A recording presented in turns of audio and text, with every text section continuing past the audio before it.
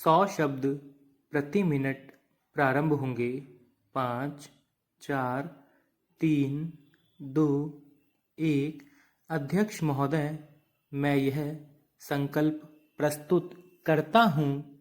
यह सदन केंद्र सरकार से अनुरोध करता है कि मध्य प्रदेश में निवासरत क्षत्रिय, झालों व मालों को अनुसूचित जातियों की सूची में शामिल किया जाए। माननीय अध्यक्ष जी, मेरा प्रश्न यह है कि जब बांग्लादेश विभाजन हुआ था, उस समय विस्थापित उक्त जातियों को मध्य प्रदेश में भी बसाया गया था, लेकिन उन्हें अनुसूचित जाति वर्ग में शामिल नहीं किया गया है। उक्त जातियों को शामिल करने के लिए माननीय मुख्यमंत्री जी के माध्यम से प्रधानमंत्री जी को पत्र लिखा गया था, परंतु आज तक दिल्ली से कोई निर्णय नहीं हुआ। वर्तमान स्थिति में वर्णित जातियों को पश्चिम बंगाल, उड़ीसा, मणिपुर, मिजोरम, आसाम, मेघालय, त्रिपुरा, अरुणाचल प्रदेश में अनुसूचित जाति में सम्मिलित किया गया है। इस संबंध में छत्तीसगढ़, हिमाचल प्रदेश, उत्तराखंड में भी इस प्रकार का संकल्प पारित किया जा चुका है। इसी प्रकार से इस सदन में यह संकल्प सर्वसम्मति से पारित किए जाने में हमको कोई आपत्ति नहीं होनी चाहिए। प्रश्न यह है कि यहाँ पर यह सदन केंद्र सरकार से अनुरोध करता है कि मध्य प्रदेश में निवासरत विस्थापितों को अनुसूचित जातियों की सूची में शामिल किया जाए। अन्य प्रदेश की भांति मध्य प्रदेश में जातियां जिनको आरक्षण का लाभ प्राप्त नहीं हो रहा है, उन्हें शामिल किया जाएगा तो मुझे बड़ी प्रसन्नता होगी। इस प्रकार संकल्प पारित किए जाए। इस प्रकार यह संकल्प प्रस्तुत हुआ। परिवहन मंत्री ने सदन में बताया कि माननीय सदस्य ने जो संकल्प रखा है, विभाग प्रस्तुत किए गए संकल्प से सहमत है। मुझे ऐसा लगता है कि यह सदन भी पूरी तरह से सहमत होगा। इसलिए आज यह सदन भारत सरकार से अनुरोध करता है कि भोपाल दिल्ली शताब्दी एक्सप्रेस में सामान रखने हेतु अतिरिक्त रैक लगाया जाना चाहिए। संकल्प सर्वसम्मति से स्वीकृत हुआ। जिस प्रकार से रेल किराए में वरिष्ठ महिलाओं को 50% छूट दी जाती है, उसी प्रकार से वरिष्ठ पुरुषों को भी समान रूप से दी जानी चाहिए। संकल्प प्रस्तुतकर्ता सदस्य की अनुपस्थिति के कारण प्रस्तुत नहीं किया गया। अध्यक्ष जी द्वारा अपराह्न 7:15 बजे विधानसभा की कार्यवाही सोमवार प्रातः 10:30 बजे तक के लिए स्थगित कर दी गई। महोदय, इस विशेष बैठक में मैं आपका हार्दिक स्वागत और अभिनंदन करता हूं।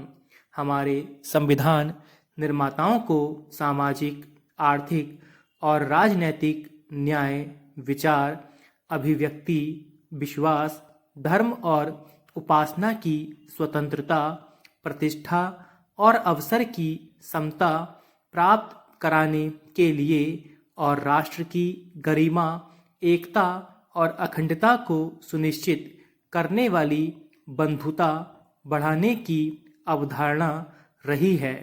इस अवधारणा और परिकल्पना को मूर्त रूप देने के लिए इस देश में लोकतंत्रीय व्यवस्था की संरचना की गई है। इस संरचना को हमने न केवल अंगीकार किया है, बल्कि इन 50 वर्षों में लोकतंत्र की जड़ों को मजबूत भी किया है। और जब जब परीक्षा की घड़ी का सामना करना पड़ा, तब तब हमारा देश इस परीक्षा में खरा उतरता गया है। सारी मानव सभ्यता दो वर्गों में बटी हुई है। एक तो वह समूह है जिसके पास पर्याप्त मात्रा में पूंजी है, और दूसरा वह समूह है जिसके पास कुछ भी नहीं है। इस असमानता की यह खाई बहुत चौड़ी है, और इस खाई को कम करने के लिए निरंतर प्रयास होते हुए भी हमें अभी तक इसमें सफलता नहीं मिल पाई है। इस खाई की पूर्ति किया जाना नामुमकिन है।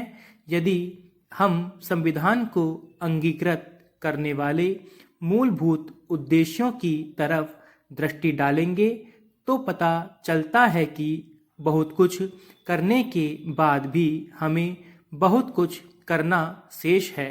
महोदय, आप जानते हैं कि लोकतांत्रिक पद्धति में अनेक दल होते हैं, और ये दल अपने अपने सिद्धांत और कार्यक्रम के आधार पर मूल उद्देश्य तक पहुंचना चाहते हैं, लेकिन कभी कभी मूल उद्देश्य को प्राप्त करने की दिशा में जो साधन अपनाए जाते हैं उनमें भिन्नता होने के कारण हमें आंशिक सफलता ही मिल पाती है।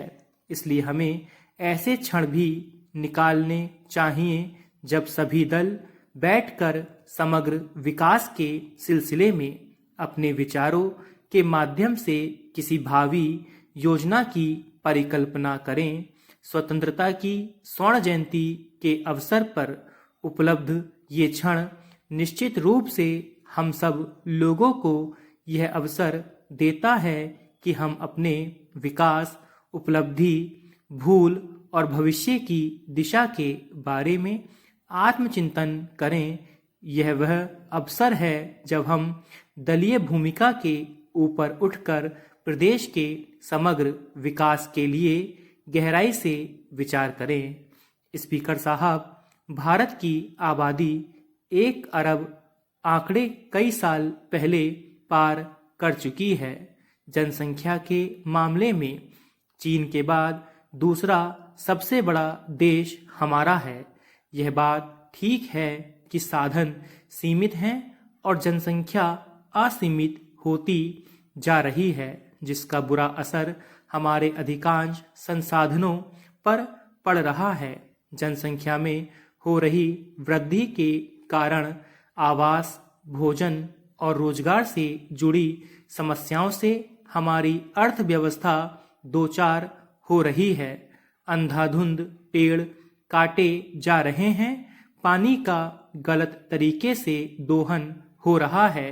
जिस जमीन पर किसान खेती कर रहे थे वहां आज बहुमंजिला इमारत ही इमारत बन रही हैं, जिसके कारण हमारी भौगोलिक व्यवस्था बिगड़ रही है। हमारे देश की सबसे बड़ी विडंबना यह है कि धार्मिक राजनीति के चलते कोई भी सरकार जनसंख्या नियंत्रण नीति को प्रभावी तरीके से लागू नहीं कर पाई है।